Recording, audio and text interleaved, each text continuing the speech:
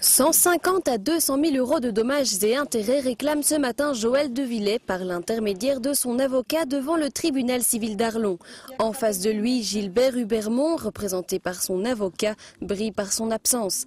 45 minutes d'audience, chacun y allant de son interprétation du rapport de l'expert et des jugements précédents. Ce que l'on réclame, c'est après 10 ans, donc ça fait 10 ans que M. Devillé a porté plainte, la juste indemnisation qui a été fixée par un expert médecin désigné par le tribunal et qui conclut que M. Devillé garde une incapacité permanente, c'est-à-dire à vie, de 16%.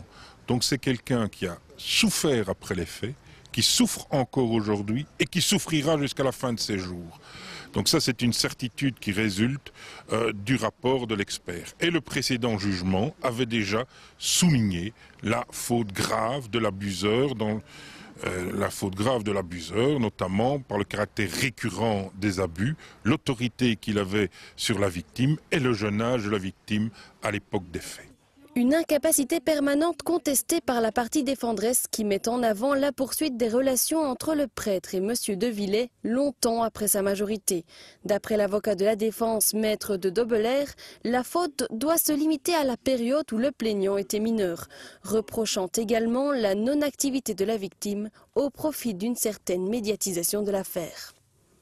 C'est pas parce que tout est fini que les séquelles et tous les dommages s'arrêteront. Donc c'est à vie que je vais y penser, c'est à vie que je ne me marierai jamais, c'est à vie que j'aurai un chien. J'avais un chien avant, il est mort, j'ai repris un autre, il va mourir, je reprendrai un autre parce que je ne vais pas me marier, je ne vais pas avoir d'enfants à cause de ces séquelles-là. La défense met encore en avant la personnalité borderline du demandeur. Et d'après maître de Dobelair, la plainte de M. Devillé proviendrait plus d'une réaction contre l'évêché que d'un quelconque mal-être. En témoigne une plainte au civil déposée contre Monseigneur Léonard. Ce que j'attendais et ce que j'ai obtenu, et c'est pour ça que j'ai médiatisé, que j'avais fait un livre, c'est que d'autres victimes de ce prêtre se révèlent. Et j'ai pu obtenir ça puisque 3 autres enfants de 12 ans ont porté plainte contre lui il n'y a pas longtemps. Et il aura un jugement d'ici fin de l'année à Namur. Donc maintenant, ce que j'attends, c'est que ce dossier-ci, avec moi et lui, soit clôturé.